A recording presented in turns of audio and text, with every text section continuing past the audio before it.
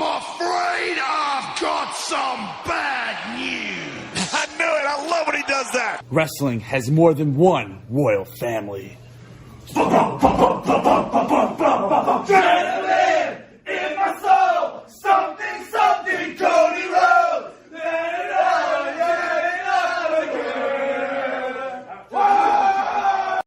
I'm the tribal chief around here. Yeah, you see me, the tribal chief. That's right. Time. But let me go ahead and tell you. Shut your bitch ass up. Greetings and salutations, ladies and gentlemen. Welcome to episode 456 of the Hoots Podcast here on this Friday, March 14th, 2025. It's yours truly, the nefarious brother Adam, aka Joshie Lopez, here to rock and roll for another episode of the podcast of Hoots. We are on the road to 500 episodes, which means we got 44 of these bad boys left. Our final leg, our final chapter of this wonderful experience. I want to thank each and every single one of you who still take time to check out these podcasts each and every single week, regardless if you listen to the entire episode or even 5 seconds or even a minute. Regardless of whatever it is, I do appreciate you guys giving this a chance. I am Joshie. You can follow me on Twitter if you like, at the Hoots Podcast, Instagram at Joshie Lopez Music. If you want to see me do my play-by-play articles and transcripts, make sure to go to the results section of WrestlingHeadlines.com and also go to ProWrestlingTranscriptions.com. I still have my website up there as a point of reference for any of you guys who do podcasts yourself. And I have it out there just to showcase my hub for all my articles that you can see at the same time. I cover Monday Night Raw, SmackDown, NXT, and Evolve every single week for Wrestling Headlines, including the PLEs. And it's been a busy month so far. It's WrestleMania season. We're just about a little bit a month away from WrestleMania down in Vegas. And these next couple weeks are going to be very interesting for not only the podcast, but also for myself from a schedule point of view. Starting today, WWE started off probably one of their biggest European tours ever, and they have SmackDown tonight as I'm recording this in Barcelona, Spain. I will not be covering the show live during the afternoon today because I don't have the international version of Netflix, so I'll have to wait till it airs domestically here on USA Network at 7 o'clock, so I'll still be doing it at the regular time. But coming up through, starting on Monday through March 31st, I'll be doing the Raws during the afternoon, which is in general, even wrestling or non-wrestling related, I'm just going to be very busy the next couple weeks. I'm moving out of my apartment on March 28th, so there's that. So there's a lot of shit going on right now, but in a good way. Like I'm not going to complain about getting to do Monday Night Raw during the afternoon and get to enjoy the rest of the night to myself. That's not a bad thing. But it's just different, you know. This is going to bring me back some vibes of when I was covering NXT UK when it first came out. You know, Brussels, Germany, Brussels, Belgium. I think there's Glasgow, Scotland the following week, the 24th, and then in the O2 Arena in London. We got some big markets for pro wrestling and some loud ass crowds. I mean, tonight SmackDown's in Barcelona, Spain. I'm just very excited. I think we're in for some really, really good content over the next couple of weeks, and obviously it's WrestleMania season. But this is gonna be interesting. Like, you know, these SmackDowns will be taped. I think the first SmackDown, if I'm not mistaken, that's back in the States following this tour is actually here at the Rosemont Horizon, which that show's gonna be pretty big. April 4th. I wonder if John Cena is gonna be at that show in Chicago. Oh my God, man. Man, Allstate Arena, if there was a way to let media members do their fucking articles in a press box and not expect backstage passes, it's not that hard to figure it out, man. Anyways, it sucks. I love going to events at the Rosemont Horizon. I haven't been to a show since Cody Rhodes popped his boob at Hell in a Cell. It's been almost 3-4 years since the last wrestling show that I went to in person, and I really want to go to the SmackDown on the 4th, but we'll have to figure that out. Anyways, I've just been very busy, now getting to cover this new show on Evolve on Wednesdays. I do want to give a shout out to Tubi. They've been very easy to navigate and use, especially when it comes to the promos. Like, for me, like, I've really tried my best to, like, give you a little bit of everything when it comes to the transcript. I leave no stone unturned, so I really try my best to write down the promos and stuff, like, accurately. It's the best of my ability. I don't think anybody's ever 100% accurate when it comes to writing things, or 100% brilliant when it comes to grammar and punctuation. I'm sure I make mistakes. I'm not going to sit here and act as if I don't make any mistakes with the articles, but I really try my best to put a lot of thought and detail into these pieces, and I also really want to make sure that I do right by the performers by telling their stories. So that's why more times than not, if I'm doing a Raw or SmackDown, I might be like 10 minutes behind the live broadcast because I'm really taking my time to write it down and make sure I get the verbiage right, because it's important. And sometimes, I always put this disclaimer: if there's a promo that I type out and it doesn't make sense to you as you're reading it back, I can't 100% take responsibility for that, because sometimes it's a subjective form of entertainment, and sometimes promos could go into circles. Chris Jericho, John Moxley, etc., etc. I think you know where I'm going with that. Sometimes the promos don't make sense. And sometimes that's just some of the stuff with the industry that I've been covering with for the last 11 years, that's the stuff that's out of my control. But I think now, I say it'd be at least it's been a little over 2.5 years now where I really have written down the entire verbatim dialogue, blow by blow, on the transcripts. Beforehand, it was just strictly matches, and then I would paraphrase or summarize what was going on in the segment first, kind of like how everybody else would. But I don't know, I feel like I have a duty to you guys, especially for how long I've been making these articles, that I need to give you my all and also leave no stone unturned. I just don't want to come here and just skim through a transcript. I could just type down wrestling matches like nobody's business, and that's fine. But a lot of people come to these podcasts and they like to have their pontifications and their soliloquies and their juxtapositions about where things are going with all these different promotions and storylines and stuff like that. And a big thing is context, I want to make sure that my podcast or the articles I do is a great point of reference for you guys, where you're not relying on the Dave Meltzers of the world and Brianna Alvarez's and et cetera, et cetera. I just want to make sure that you guys are getting accurate information. And if it means me putting more detail than I need to in my transcripts, then so be it, But getting to cover this Evolve show has been nice. Getting to, when I watch things on Netflix and stuff like that, I put the subtitles on because it does help me out a little bit in the way of reading it,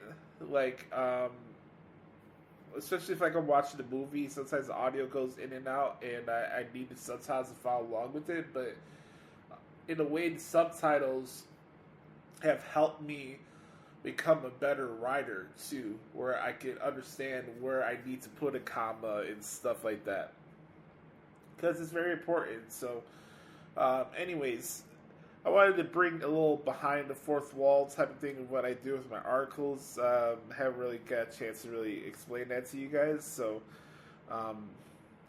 yeah.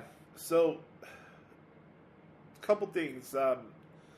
Please do me a favor and hit the like button and smash the subscribe button on YouTube. We appreciate the support on that end. We are on the road to 1K subscribers right now. We're at 545, which is pretty cool. But let's see if we can get to 1K. I think you need to have 1,000 subscribers to become a YouTuber, a partner on YouTube. So if we could get the podcast to 1,000 subscribers, that would really mean a lot to me. I appreciate the support. Also, on Spotify, we're right now at 1.9 million downloads and plays. Again, thank you all. We're getting close to that 2 million mark, and to think that we get to 1 million in over a year increase is insane to think about. I wish that computed into some fucking money, but Spotify wants to be difficult with their tiers, and their thing is like you have to get the numbers and the listenership from specifically the Spotify, right? But with Spotify for creators, they showcase your podcasts on a lot of different platforms. I don't know. It's weird and convoluted. I'm not going to bore you guys with the details. But anyways, we got some more stuff to talk about. This was a very busy week for your boy, and a crazy week in Madison Square Garden for the WWE. We're going to get to all that, talk about NXT Roadblock, which was fantastic from top to bottom.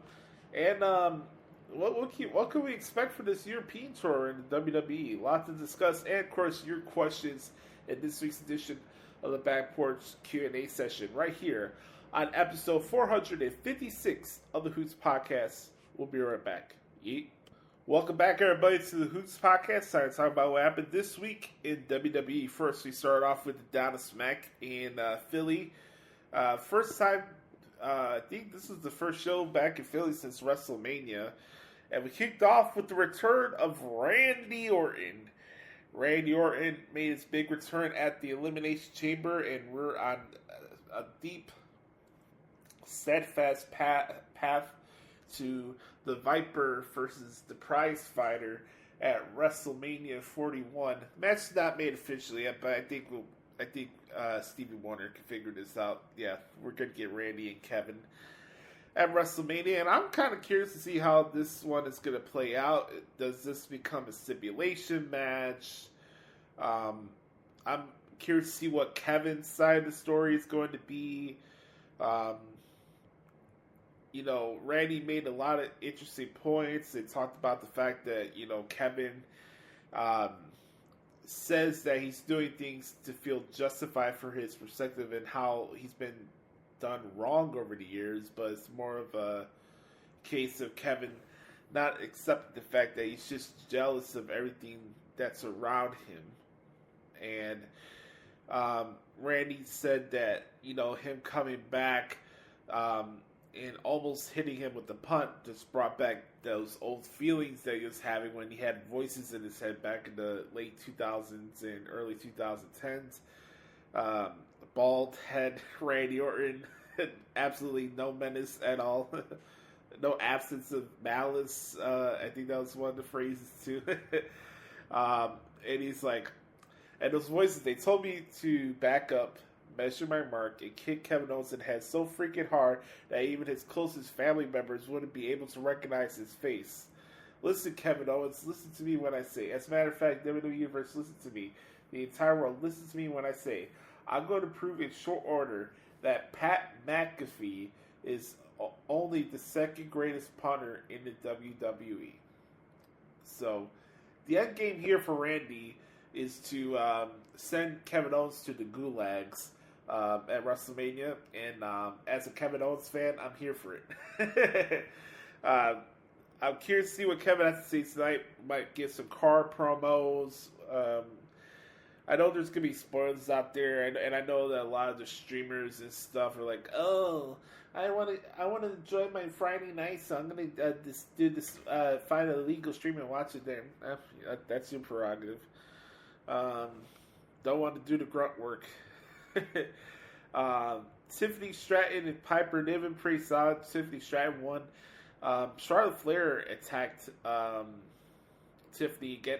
There's been kind of a pattern going on that I've been noticing over the last couple weeks, especially with the first two matches that were announced at WrestleMania with the Royal Rumble winners. We haven't really been getting a lot of promos between Jay and Gunther, nor Tiffany and Charlotte straight up. It's just been matches, and then Charlotte attacks Tiffany after the match, and Gunther attacks Jay after the match.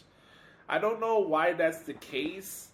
I know that we still have a month away from WrestleMania. I don't know if it's that they just wanted to, like, I want to say lollygag, but just let these weeks go by until they really want to pick up steam for both matches. I mean, don't get me wrong. I said, like, Tiffany Stratton and Piper Niven was fine. Jey Uso and Grayson Waller from Raw this week was okay too. I know Jey Uso's fighting Austin Theory next week in Brussels, but it's just kind of the pattern of how things have been going. It's just like, we'll get a sneak attack from Gunther, we get a sneak attack from Charlotte, and, you know, maybe we'll get a backstage promo from Charlotte here and there, or something from Jey Uso being pissed off in the back. And it's just like, there's got to be more to this. Like, I know Charlotte's fighting B-Fab tonight on SmackDown, but I like to see a little bit more out of both of those feuds than just, okay, we're going to have a match and then it's just afterbirth brawl, you know? So, you got to pick your lane. Which one wants to be the, you know, the one that has the upper hand on the other type of deal? Because we literally got the same pattern in both of these feuds so far.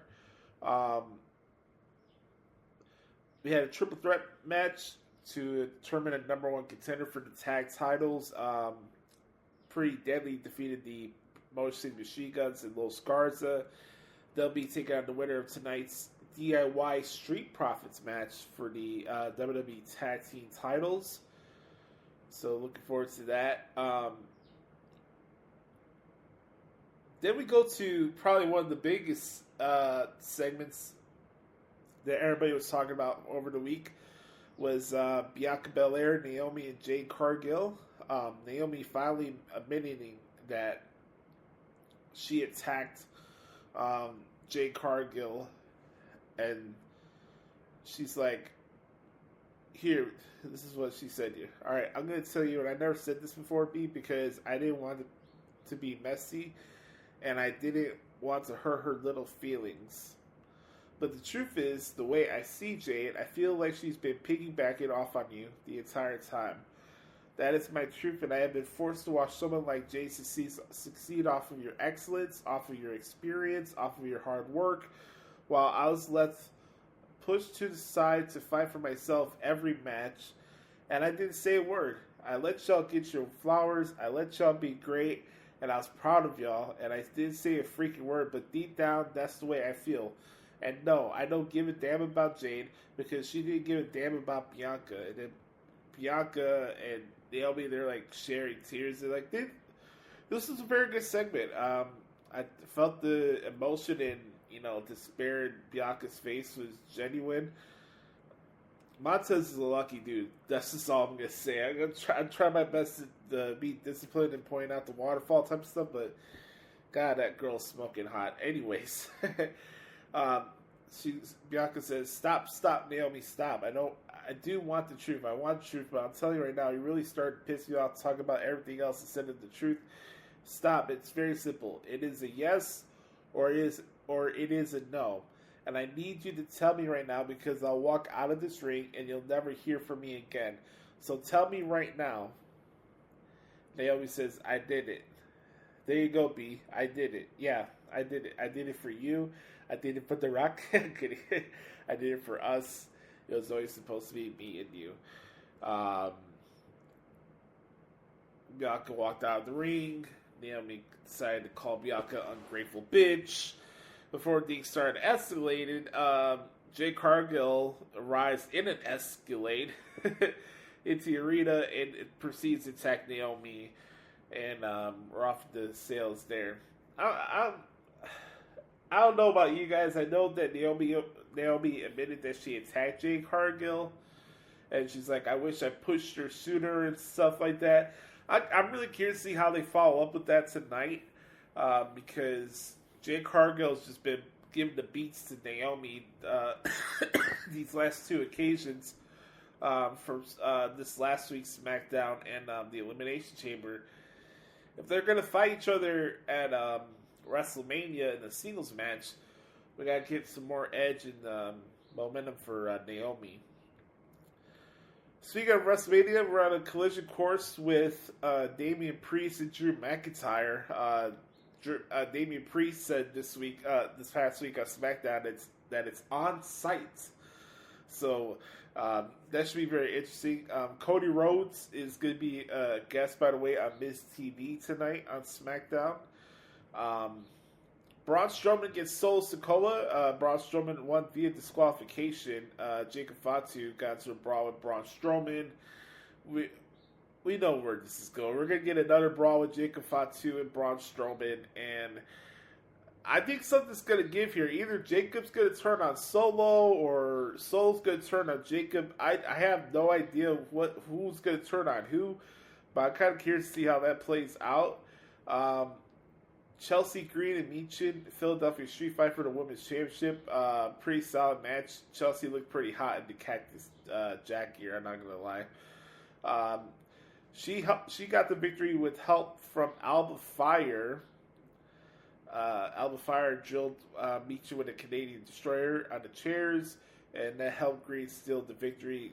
Alba Fire is now part of Chelsea Green's Secret Service. Yeah, I have a hard time pronouncing that myself. Whatever, her protection agency. Alba Fire is part of Chelsea Green's unit now with Piper Niven. So that's pretty interesting. So we'll see how that plays out. Cody Rhodes had a couple promos this week, giving his thoughts and opinions on John Cena. We have not seen John Cena. Haven't heard anything from the final boss since the Elimination Chamber. John Cena is scheduled to be on Raw this next couple of weeks. And this promo started on Friday, ended it up on Monday. Kind of more or less saying,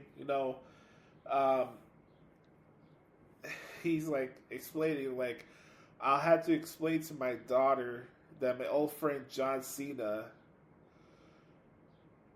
the definition of never give up actually gave up. And he's like, John, if you don't owe it to me, I believe you owe it to them. We all would love to know why.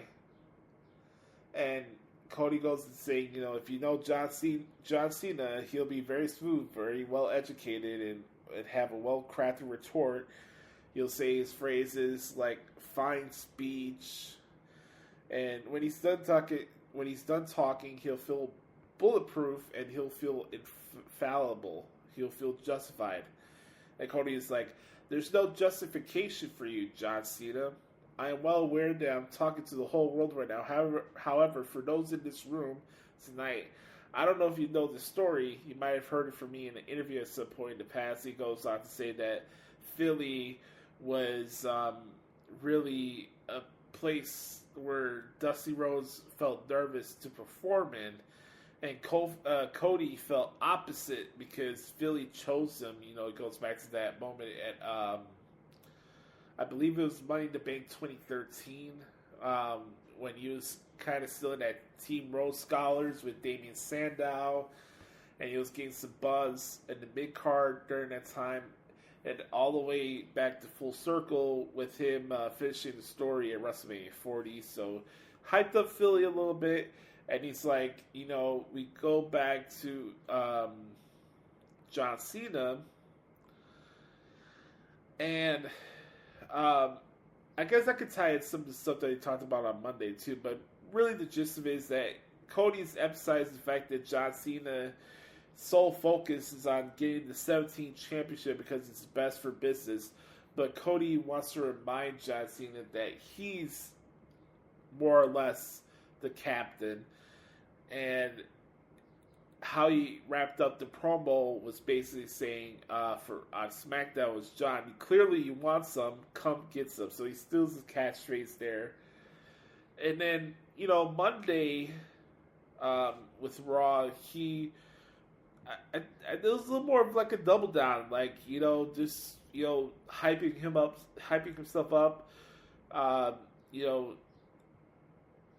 remind people the fact that WWE's doing record business right now, and that John Cena thinks that he's the only person worthwhile business-wise to move the business forward, and Cody's like, that's not true. And like I said, Cody's just like, I don't know if he's trying to save face because he can't talk to John Cena until Monday. We don't really know how this angle is going to play out going into WrestleMania. Okay, yeah, John Cena is advertised for Raw on Monday, but does he actually say anything? I mean, that's heelish, I guess. What if that's the thing? John Cena has nothing to say to anybody till WrestleMania. He wins, and then he finally starts talking. I don't know. SmackDown ended with Shinsuke Nakamura and LA Knight for the United States Championship. LA Knight won with a BFT on the chair behind the referee's back. I'm happy for LA Knight, but also I think this was long overdue. As much as I like Nakamura, this new character that he's got just doesn't do much for me. The matches are fine, but this U.S. title reign was not good. So congratulations to LA Knight for getting the victory. So that was pretty cool. We go to Madison Square Garden. I mentioned the Jey Uso stuff with Grayson Waller. Dig the stuff with AJ Styles, Logan Paul, and Andrew Schultz. I thought that was pretty funny. Andrew Schultz like, hey, nobody's here to see you, Logan. AJ Styles and Logan Paul is a fine WrestleMania match, in my opinion. No harm, no foul. We got Penta and Ludwig Kaiser in a no-holds-barred match on Raw on Monday. That should be pretty good. By the way, how do you guys feel about all the long breaks in between matches where we're just pointing out every little actor that has a show on Netflix after every commercial break? I don't know how you guys feel about it. I mean, it gives me time to finish up any edits I need to make with a match that I transcribed or a promo or whatever, but they spend. I wonder if you actually took the time to. How much time is devoted on Raw to point out all the celebrities that are in the crowd? Stuff like that.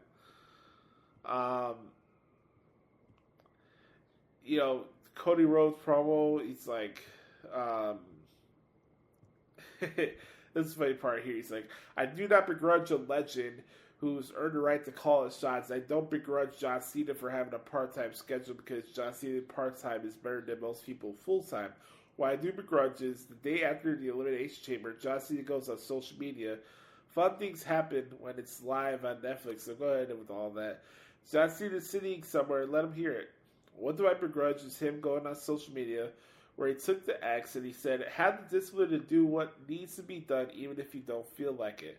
What needs to be done, you ever had that teacher you wanted to be challenged by, a mentor that accepted their lessons even though they were almost spiteful and jarring? That coach that stands on the sidelines while you're in midst of a fight, while you're in midst of the game and they're still calling plays. At a certain point, you have to look over and say, John, sit down, you goddamn moron. And he's like, what was the last part? He's like, here we go. 17 does not happen, but what does happen is that I get the heartbreaking privilege of beating my hero in his last chance while he finds out what all of you already know, and he finds out in real time, John, that I'm the captain now. So that's cool. I'm on pins and needles just like everybody else. Will we actually hear anything from John Cena? Will he change his music? What's next? I'm looking forward to see what happens here. So we'll have to see how it plays out. Anyways, the next part here we'll talk about here is Bayley and Raquel Rodriguez. I don't know. This was kind of a mad match according to the crowd. It went kind of long, in my opinion. Raquel won with Tahana Bomb. I guess this is a way to set up a number one contenders match for the women's IC title, which Lyra Valkyrie will defeat Raquel Rodriguez, so I'm not really worried about that.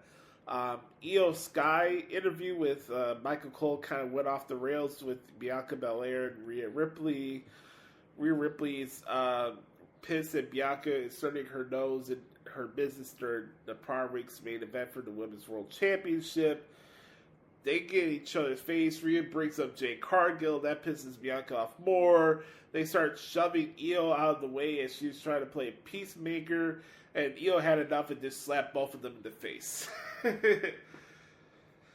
So, we're going to get a triple threat match with Io, Rhea, and Bianca.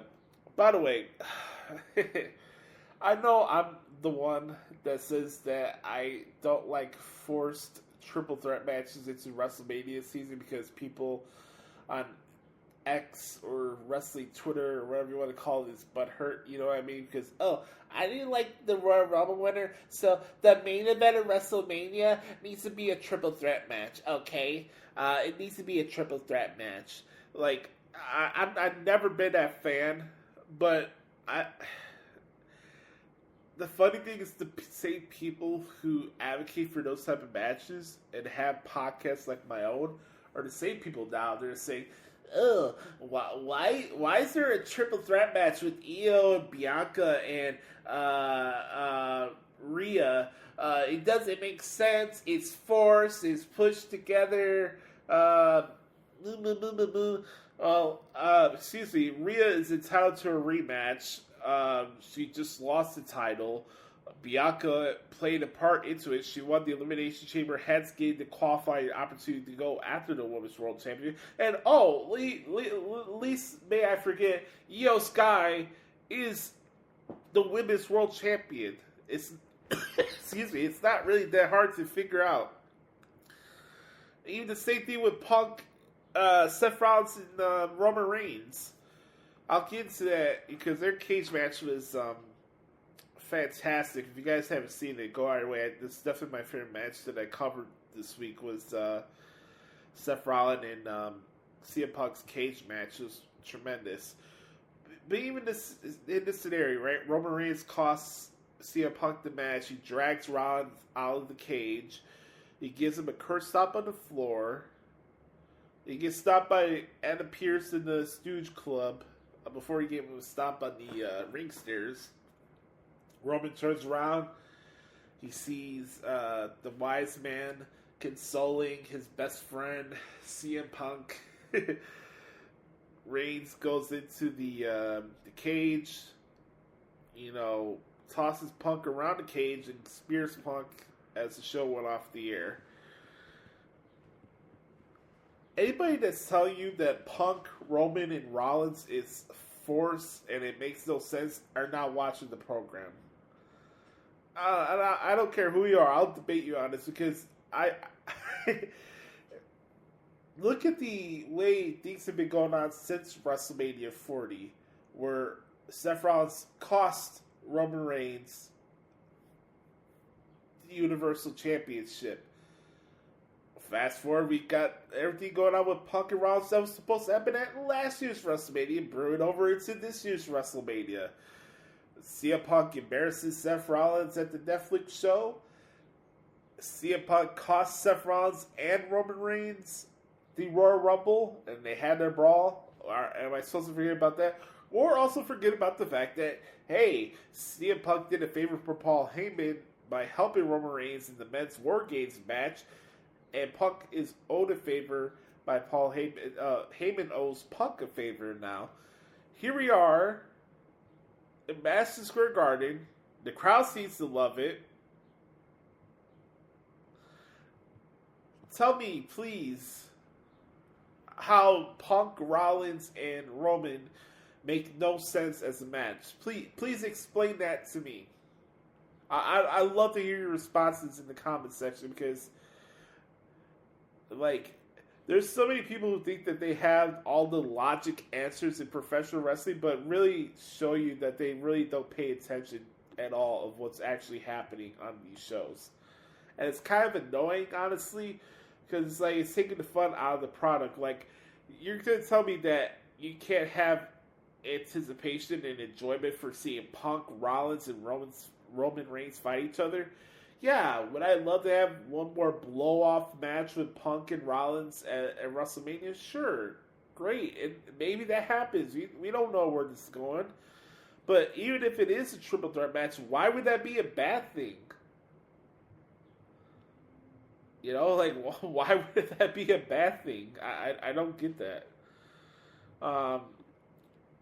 Finally, before we get to the questions, I do want to talk about NXT Roadblock because I think that was the best show for programming this week. Definitely one of the best NXT shows that they ever done. It was at the theater at Madison Square Garden, and we kicked off with the Hardy Boys against Fraxia for the TNA World Tag Team titles. Just fantastic. Matt and Jeff are like fine wine. This is a clash of styles, different type of match. It's speed for them. Hardys even admit that Frazier and Axiom are the fastest tag team that they ever fought. Axiom inadvertently clocked Frazier with the missile drop kick. Matt did a twist of fate, and Jeff put Frazier with the Swanton bomb to pick up the victory. So that was good there. Jada Parker mixed it up with Mickie James in the backstage there, giving her advice. Jada Parker was looking forward to fighting the winner of the Julia and Stephanie Vaquer match. Jordan Grace and Roxanne Perez, pretty solid. Jordan Grace got the victory.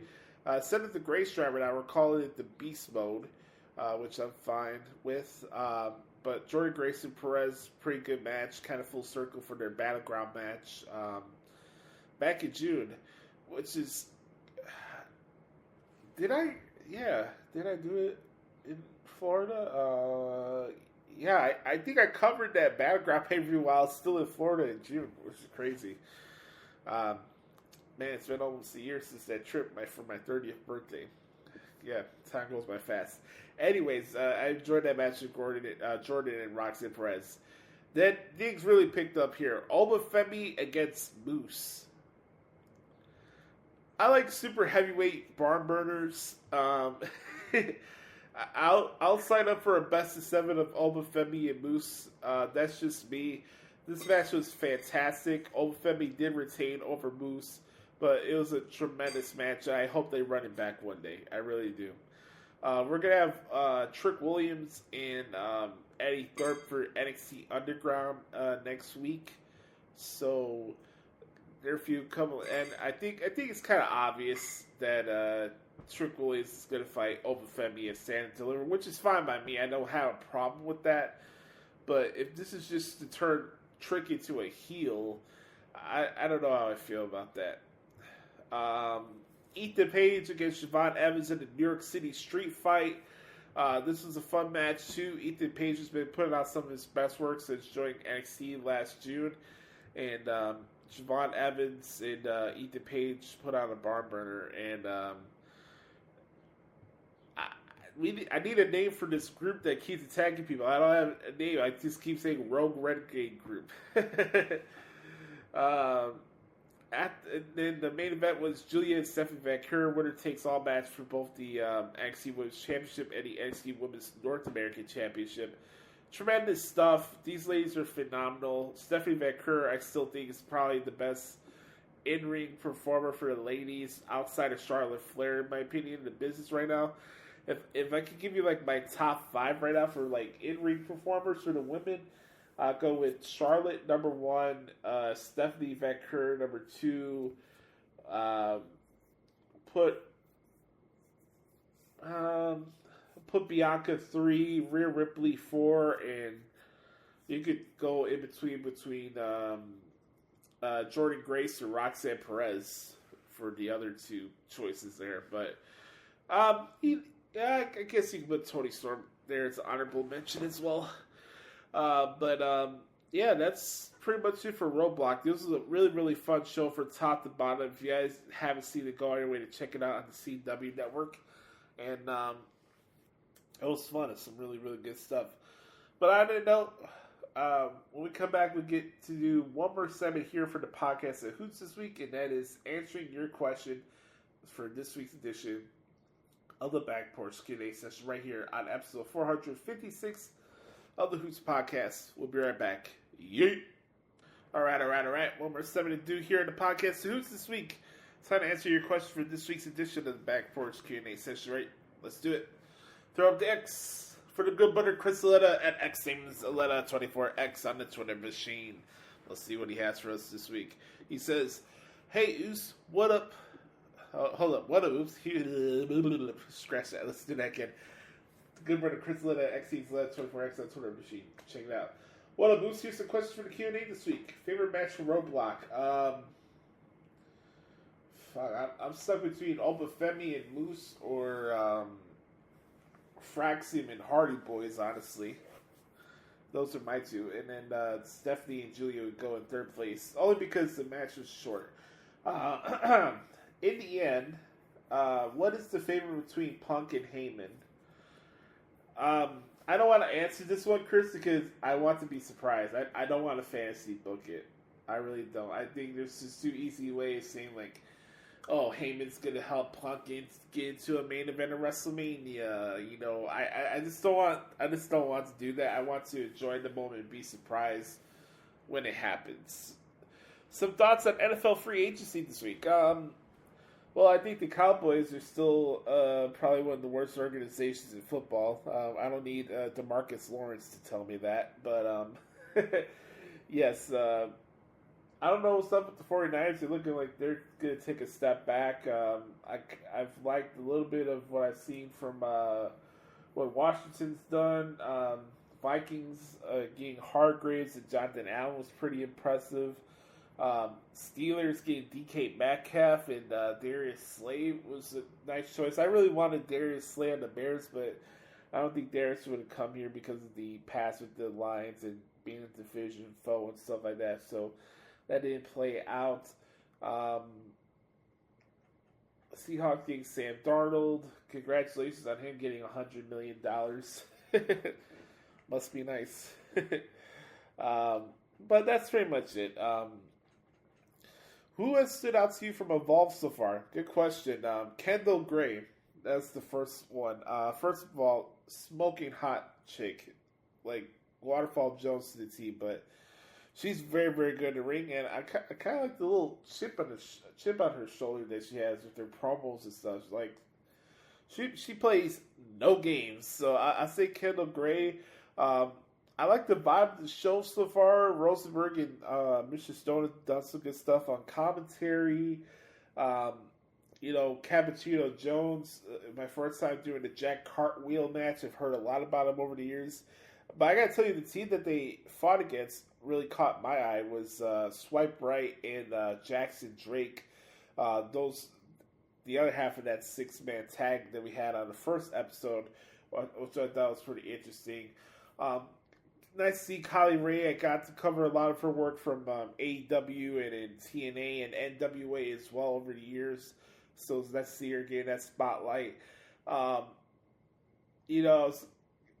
liked what I saw from Zara Zacher, too, her opponent for that match. I thought she had a pretty impressive showing. Keanu Carver's a beast, man. He's taking no prisoners. Sadie Steele looks like she's going to be the heel of the show. Either her or Kelly Armstrong, because I can't tell who has the bigger ego on that show so far. Her or Kelly Armstrong. Holy shit. That VIP section is getting pretty chaotic already. It's only 2 episodes in. It was nice to see Riley Osborne and Oro Mensah be on the show. They're now part of the Evolve roster, so that was pretty cool to see. Gallus is on Evolve now, which is cool.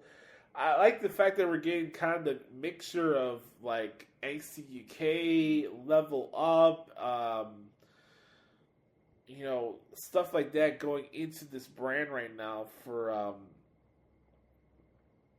the Evolve brand. I like what I've seen so far. Luca Crucifino's been doing some good work too. He's having a match with Javier Banel next week, and I liked what I've seen so far for Evolve. It's been pretty good. I know you and I both believe Bianca's involved, but do we think Nia gets involved at some point on behalf of Naomi? Yes. I think this will help Naomi have some, relief on her end and get her the upper hand on Jade Cargill. This helps get Nia be involved in WrestleMania. Yes, I think that'll happen. That's a good thing that you brought up there. Thoughts on Alba joining Chelsea Green? No harm, no foul. I think it's cool. I'm glad that she's still on the roster, and it's nice to see her on TV. When do you think we'll see Aleister Black return? Probably after WrestleMania is my best guess, Chris. We'll have to see when that plays out, which brand he's going to be on, but I'll definitely say after WrestleMania. And if it's something where Aleister Black, I think Aleister Black would be cool on SmackDown, honestly. That'd be my best guess there. But if you want to put him on Raw, you can put him on Raw, I guess. We'll have to see how that plays out. Thoughts on Jeff Cobb possibly joining NXT and WWE? Long overdue. Hey, can we bring Matanza Cueto back too, by the way? Can WWE buy out the rights from Lucha Underground? Because I want to see Matanza Cueto back. That's who I want to see. Hey, if Jeff Cobb joins WWE and NXT, fantastic. I think Jeff Cobb and Obafemi would be fucking awesome, in my opinion. But we'll see how that plays out. Does Rey Fenix debut at Stand and Deliver? No. Not happening. You're going to see the Lucha Brothers before you see any of them on NXT. So, no, I do not see that happening. What would your card be for Evolution 2? Oh, God. Jeez. All right. You stumped me on that one, man. All right. Let's do it like this, okay? We'll start off with Bayley and Roxanne Perez. Okay. We'll do Rhea Ripley against Jordynne Grace. We'll go Bianca Belair and Jada Parker. Okay. Tag titles, Liv Morgan and Raquel Rodriguez against Sol Ruca and Zarya. Women's IC title, do Lyra Valkyria against Cora Jade. Women's US title, go with Nikki Bella against Chelsea Green. That's 7. We'll do Charlotte.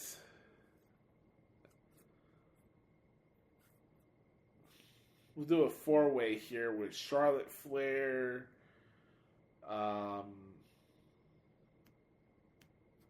Charlotte, Asuka,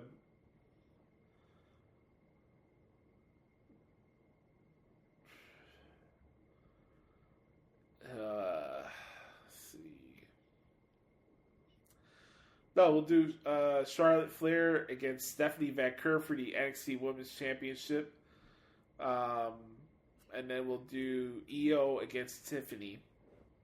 So here you go. Got 9 matches. Champion versus champion. Io against Tiffany Stratton.